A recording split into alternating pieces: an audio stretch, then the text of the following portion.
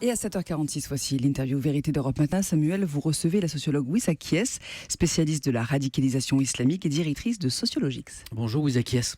Merci beaucoup de nous rejoindre ce matin pour nous éclairer sur ce phénomène de la radicalisation et sur les réponses qu'une démocratie doit lui apporter. C'est un thème évidemment complexe que par souci de clarté, je vous propose de diviser en deux parties. D'abord, parlons de ces centres de déradicalisation annoncés par l'exécutif il y a 1 an et demi maintenant après les attentats de Charlie Hebdo et de l'Hyper-Cacher. Le premier doit ouvrir début septembre. 1 an et demi après, c'est long. L'opposition d'ailleurs a dénoncé ce retard ces dernières semaines. Vous aussi, vous regrettez la lenteur de ce processus ? Écoutez, quand on conçoit un projet, il faut du temps aussi. Donc je pense que c'est aussi une bonne nouvelle de ne pas ouvrir aussi des centres dans un espace-temps limité. Je pense qu'il faut du temps et 1 an et demi, c'est le minimum pour essayer de constituer un vrai contenu pédagogique. Il faut former les personnels notamment. Il faut former, il faut trouver aussi personnel. Voilà. Alors ça s'appelle plus des centres de réinsertion et citoyenneté. Si on parle bien de la même chose. Puis il y a des centres de déradicalisation qui s'ouvrent un peu partout. On ne sait plus effectivement, qui fait quoi. Les mots sont importants. Il faut être précis. Le premier de ces 13 centres effectivement, c'est la terminologie officielle, centre de réinsertion pour personnes radicalisées ou susceptibles de basculer dans le djihadisme, doit ouvrir le 1er septembre à Beaumont, en Véron, en Indre-et-Loire. Ce sont des jeunes, a priori, qui y seront accueillis sur la base du volontariat. Oui, tout à fait. Alors, il y a 1 an et demi, et le changement, c'est aussi dû aux différents attentats qu'il y a eu, puisqu'en avril 2015, l'objectif premier, c'était d'accueillir les retours de Syrie, c'est-à-dire alternatives aux poursuites ou bien à l'incarcération. Et puis, il y a eu les attentats en novembre 2015, et là, il y a eu un changement, c'est plus les personnes signalées au numéro vert. Donc, on n'est plus du tout sur les mêmes profils, en fait. Et qu'est-ce qu'on va faire, justement, de ces personnes ? Quel programme va leur être proposé ? Écoutez, je ne sais pas si un programme est vraiment défini. Je sais simplement qu'il y avait une idée de contenu pédagogique en s'inspirant un peu de ce qui existe déjà sur notre territoire, que ce soit en prison ou ailleurs. Voilà, beaucoup de suivi psychologique, je sais aussi, et puis des programmes autour de la question de la citoyenneté et du vivre ensemble. Maintenant, le contenu est un peu encore secret. Il faut demander aux politiques qui nous gouvernent actuellement. Je vous pose la question parce que quand on dit déradicalisation, certains peuvent penser à lavage de cerveau, mais en fait il s'agit bien davantage de reconstruction, de réinsertion peut-être aussi.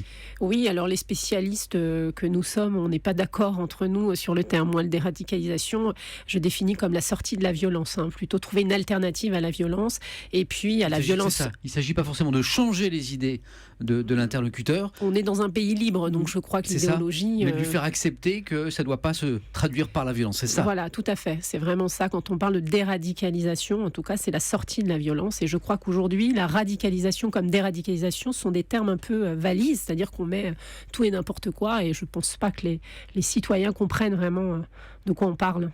Ce type de centre ne concerne pas, vous le disiez tout à l'heure, ceux qui reviennent de zones de guerre, de zones contrôlées par l'État islamique, par Daesh. Pourquoi, selon vous ? Est-ce que c'est déjà trop tard pour eux ? Est-ce que c'est impossible de les déradicaliser ?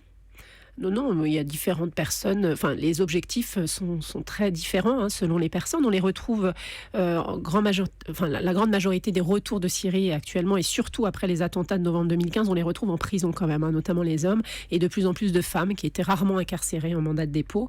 Donc on les retrouve plus en Syrie. Pardon. En prison, ce qui est une erreur aussi puisque certains sont restés à peine 4 jours, 3 semaines, certains n'ont pas combattu. Donc je crois que c'est une erreur de tous les mettre en prison. Effectivement, et à la base, le centre, et je trouvais que l'idée de créer des centres pour ces retours de zones, de guerre, était pertinent. Ensuite, on a changé et on est sur des personnes qui qui ne sont pas parties, en fait. Ce sont des personnes qui entrent dans un processus de radicalisation. Pourquoi pas faire des choses, mais l'urgence aujourd'hui, c'est quand même d'essayer de trouver une solution pour ces jeunes qui reviennent, effectivement, les mettre en prison. C'est dangereux pour le personnel de l'administration pénitentiaire, puisqu'aujourd'hui, on compte plus de 260 mandats de dépôt terroristes liés à l'islamisme. C'est quand même énorme et on est dans des maisons d'arrêt surpeuplées, plus de 200% de taux d'occupation. Donc ça met aussi en danger les surveillants et les personnels de l'administration pénitentiaire. Alors, parlons justement, vous y venez, à cette situation dans les prisons où des programmes de déradicalisation ont été expérimentés ces derniers mois dans différentes prisons. La première intention, c'est de regrouper les détenus radicaux pour éviter qu'ils influencent les autres, c'est ça? Alors, l'expérimentation a eu lieu dès janvier 2015. Oui. C'était suite à un appel d'offres, donc avant les attentats de janvier 2015. C'est la seule l'administration pénitentiaire, qui a, depuis de nombreuses années, essayé d'étudier le phénomène. Je tiens à le préciser. Je ne suis pas de l'administration pénitentiaire, mais c'est important de le signaler. Et l'idée, alors j'ai dirigé la recherche-action, qui était de débuter donc en janvier 2015 et qui s'est terminée récemment, effectivement, en mars 2016. L'idée, c'était d'outiller le personnel dans la détection et l'évaluation de la dangerosité des personnes qui étaient en voie de radicalisation, ou bien des personnes déjà ancrées dans un processus de radicalisation, donc des personnes condamnées ou en attente de jugement pour terrorisme islamiste, Oui. des détenus aussi de droit commun, qui sont en prison pour d'autres faits que terrorisme et qui seraient en voie de radicalisation. Voilà, l'idée, c'était d'outiller dans la détection et puis ensuite d'expérimenter des programmes effectivement de prise en charge pour essayer de sortir de la violence ces individus-là, et puis ensuite de pouvoir transmettre le dispositif aux personnes compétentes, notamment les professionnels de ces institutions. Vous dites qu'il faut outiller ces personnels pénitentiaires dans cette mission. La contrôleure générale des lieux de privation de liberté, Adeline Hazan, elle n'est pas convaincue du bien fondé de ces dispositifs. Elle s'interroge sur le danger de réunir des radicaux qui, ensemble, pourraient se radicaliser encore plus. Alors, nous, notre expérimentation ne concernait pas les unités dédiées. Justement, on était arrivé avant, si vous voulez. Nous, on travaillait avec tous les détenus, c'est-à-dire tous les profils, puisque l'idée, pour lutter, en tout cas, ou prévenir de la radicalisation, c'est parler du vivre ensemble et de la citoyenneté, c'est-à-dire comment être soi tout en étant avec les autres. Et donc, effectivement, il faut des groupes plutôt hétérogènes.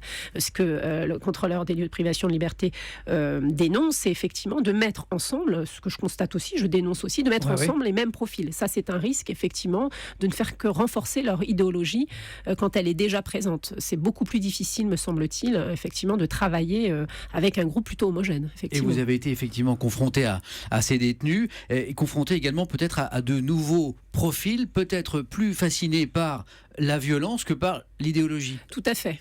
Moi, depuis 2008 que j'interviens en prison et que je travaille sur cette thématique-là, ou en tout cas sur la question de la violence, puisque le premier problème en prison, ce n'est pas la radicalisation, mais c'est vraiment l'absence de réinsertion, un taux de récidive extrêmement important et la violence. En tout cas, il y a quelques années, pour avoir travaillé et m'être entretenu avec une centaine de détenus terroristes, qu'ils soient basques ou islamistes, etc., il y avait quand même l'idéologie, à un moment donné, qui s'inscrivait, une pratique religieuse, c'est vrai, plutôt importante, rigoriste, et puis le passage à l'acte violent. Cette année, en tout cas l'année dernière, j'ai pu constater ces retours de Syrie, et pas uniquement les retours de Syrie, des personnes aussi, des jeunes hommes condamnés pour terrorisme islamiste qui ne sont pas partis de notre territoire et qui effectivement n'avaient aucune pratique religieuse, aucune connaissance de l'idéologie, mais qui étaient effectivement fascinés par la violence. Et Mera, par exemple, était devenu un héros pour beaucoup d'entre eux, et beaucoup de jeunes qui sont aujourd'hui incarcérés, condamnés pour association de malfaiteurs en vue de commettre un acte terroriste. Donc le phénomène nouveau, on va dire, c'est ça. C'est effectivement une diversité dans les profils. Je crois que c'est Olivier Roy, grand spécialiste de l'islam et de la radicalisation, qui avait expliqué qu'aujourd'hui, ces jeunes étaient de plus en plus attirés par la violence. Ça n'empêche pas qu'il existe encore les anciens profils, c'est-à-dire de vrais idéologues, il en existe effectivement, mais je crois que la grande majorité de ces jeunes sont attirés par autre chose, et que l'islamisme aujourd'hui attire une diversité aussi de profils. Très bien, merci beaucoup Wissa Kies pour cet éclairage sur ces questions ô combien importantes dans le combat que les démocraties, notamment la France, mènent contre le terrorisme. Merci beaucoup Wissa Kies.